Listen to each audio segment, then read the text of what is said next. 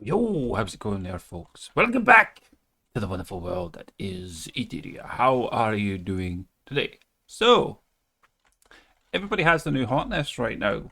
Everybody is jamming out on survival, and everybody's pretty much just doing one map right now, and it would be the Gates of Dragonfall. What's everybody doing? Well, they're using a new hotness. Well, it's not exactly new hotness, but Elder Dragons. And some dragon's nests. Lovely little beauty over here. Now, I'm going to bring a separate video, I guess, for the build that I'm currently rocking with and what it is that I'm doing and yada yada yada. But I wanted to actually cover the boosting portion of this, like the survival aspects of like your co-op kind of like gameplay, if you will. Now I currently only have two methods of doing so, which I can showcase. The third is, well, it's pretty simple. The third one, a lot of mana regen on the countess, and yeah, just proc her ability and stand around the towers. Really, like there's not really that much else to it. Make sure you can keep your mana. Swing your bird like crazy to like debuff everything, and you know, just keep your mana up for as long as possible during the wave. And timing could be another thing for people as well.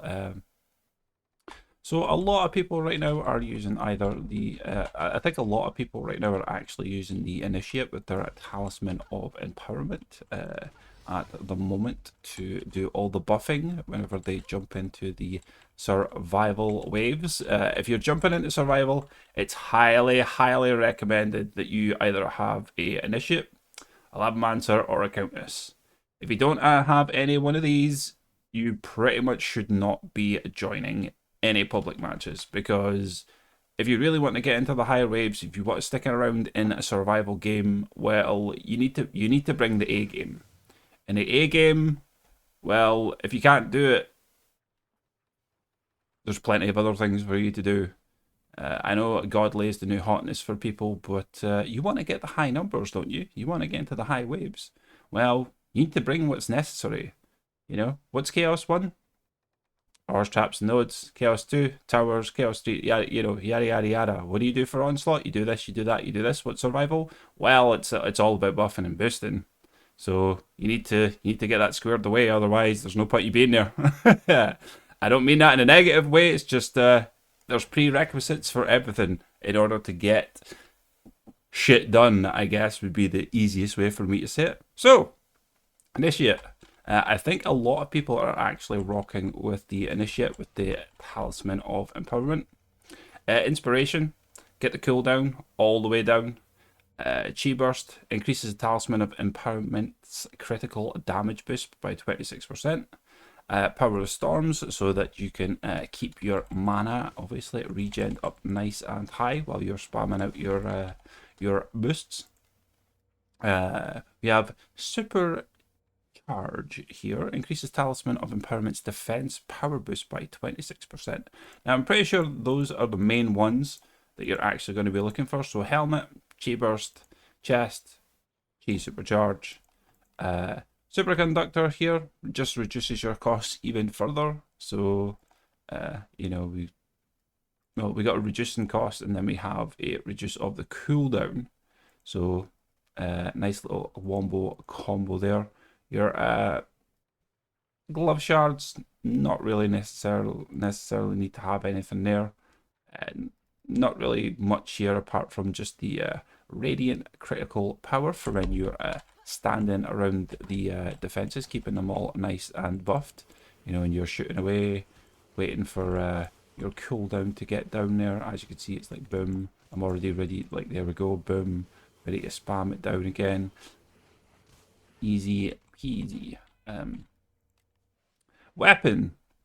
We have radiant power and tandem strikes. Radiant power, it just increases the defense power of nearby defenses. So just you standing beside these things is going to do you a world of good. Increase all the damage of the Elder Dragon, the nests, and the plethora of other defenses you could potentially have around the tower.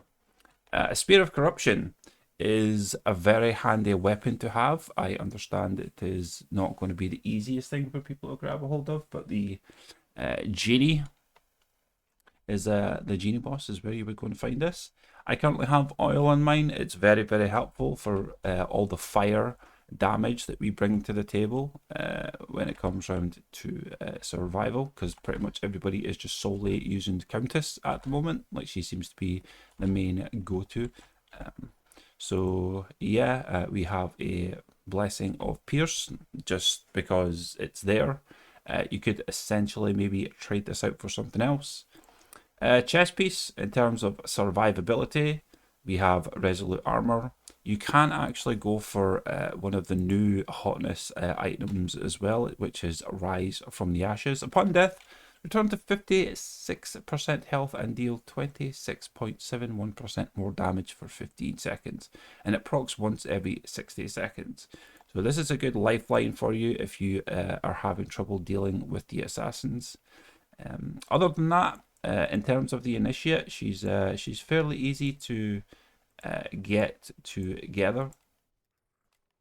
Very, very super handy. Now, there's another method that you could do, obviously, which is the Labmancer and the Countess. Now, how do you do the Labmancer? Well, it's pretty easy, actually. You want to go to Chaos 8 at a minimum, Chaos 8 at a minimum, and go to the Demon Slayer. And what you're actually looking for is the Bone Glove. Now, I currently just have ability power on mine. I should be swapping this over to HP. I might do that today, actually, after this video. And I'll also be hopping on Twitch, the Twitches as well. So twitch.com/Originalomni. You can always check me out there and come see whatever shenanigans it is that I'm getting up to. But the first, the bones. Attacks fire piercing bones that deal hero damage as magical damage. Bones can hit for 11 times and reflect off surfaces. The piercing bones don't actually pierce geodes, so you are going to need a pierce. Doesn't matter, as you can see, the level of mine, 1 and a 1. The crit chance chip is just ignore that for now. You could fill that third slot in with many different options right now. Oil is a good choice. Midas Touch is a good choice. The Ember Mounts. There is a mod. Something that allows you to regen your molten power while you are sunken into the ground, but I don't do that. I have a different playstyle. I don't want to hide from the mobs. I want to stay on the field and help out as much as possible. And so, inspiration. Reduce the cooldown of your abilities. We have a mana capacitor as well, increasing your mana resource. We have twice as bright. Eruption now increases defense power by 82%, but the duration is reduced by 5. The other main shard you're going to be looking for is the Cataclysm, increases eruption damage by 52%. Now, those are the main two in order to get your buff up and running. Inspiration, if you can get it gilded, it's basically going to give you your cooldown down to 5 seconds. So it's a very handy for you to have that. Super useful. Basically gives you 100% uptime. Now, in terms of the other shards, there's not really much all else. Again, we've got Radiant Critical Power. It's a Hyper Shard. Survivability right now is like a big factor for when it comes around to keeping all the defenses buffed. So I have the newer shard from Survival, which is Resolute Armor. Limits potential damage taken from any one hit to 90% of your maximum health. Basically, this just saves you from dying from one-shots. Now, that doesn't mean to say that it's actually going to save you, because, well, assassins just suck in general, right? You know, if they're not stunned, if they're not preoccupied running away from you, or they're right up in your face, or you have multiple on you, you could essentially get hit from one of them, and then you'll just get hit from the other one and still die. So yeah, kind of have to be a little bit careful when it comes round to banking and on your resolute armor, and if you happen to have the Ring of Life, which we covered a moment ago, in terms of your survivability. If you really want to help the assassins when you're playing survival, grab yourself a little kitty cat. Meow, meow. Sparkle Party. Dazzles nearby enemies for 1,000 magical hero damage, and stunning for 5 seconds with a 30 seconds cooldown. Now, if you're within range, like if I'm like within this range here, I'm standing next to the lovely shop lady, the cosmetic girl. When you proc Sparkle Party, you can actually reach quite far. Like it's got a fairly good circumference around you. I want to say the range of a standard flame aura, which is like 800 range. I'm pretty sure that is. So yeah, you can kind of save your party, you know, if you get the timing right when the assassins show up, and you could proc your Sparkle Party, and it'll save, like, it's got a very, very nice wide radius around it. So you make sure you're standing in the right spot, and make sure everybody's nice and close to you, so you can, as the Lavamancer, you know, get rid of everybody as quickly as possible. Just keep them safe for as long as like as much as you can. The more you can get into the rhythm of it, the better for you. Now, what do we do when it comes around to our ability, our molten core power? You know, we're not going to have, most of your builds are not basically going to have fissures of ember mounts on the floor, you know, and in order for him to gain his ability mana back again, he needs to pick up these molten cores that are from these fissures.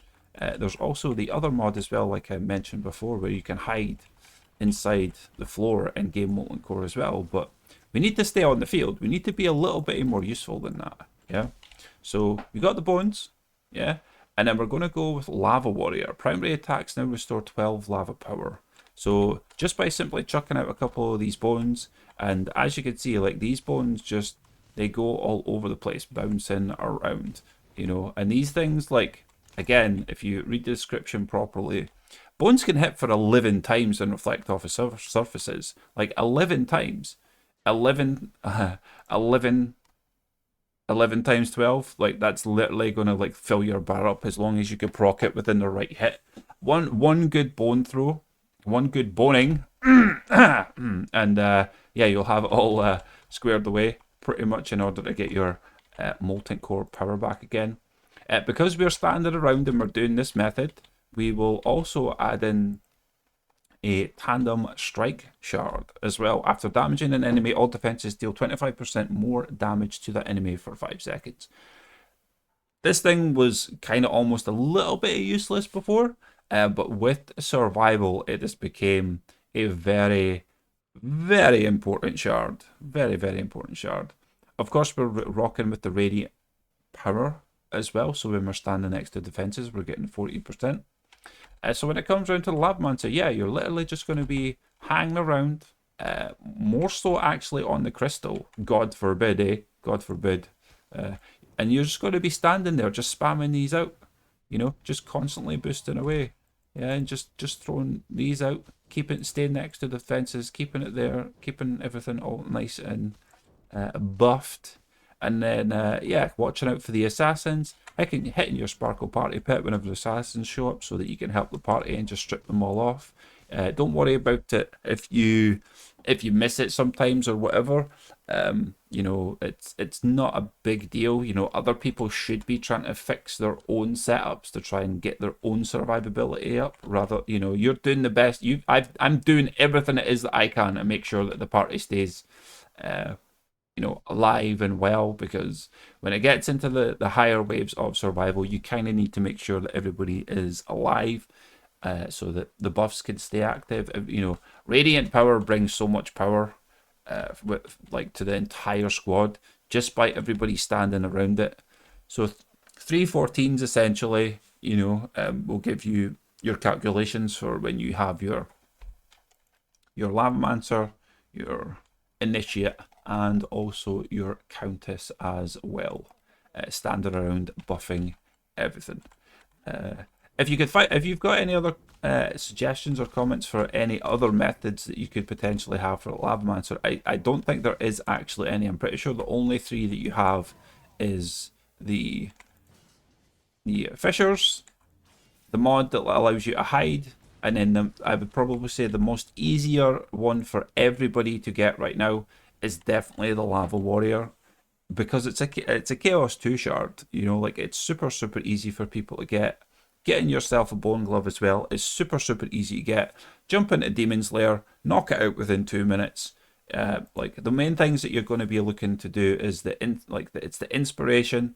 This is a vital one, twice as bright, and cataclysm. And then the other ones, you know, you don't need to worry too much if you don't have them, but just simply the inspiration, twice as bright, cataclysm, the glove, lava warrior, and you know, it's a pet with sparkle party as well. Really helps you to push those waves as high as you can. Yeah, but there you go for the lava mancer type of build. Hopefully you've enjoyed. Please like and subscribe to the channel, but if you don't have to, if you do not want to, but take care, and we will catch us all later in the wonderful world that is etheria. Ew. Oh, I hard to your face. Bye bye.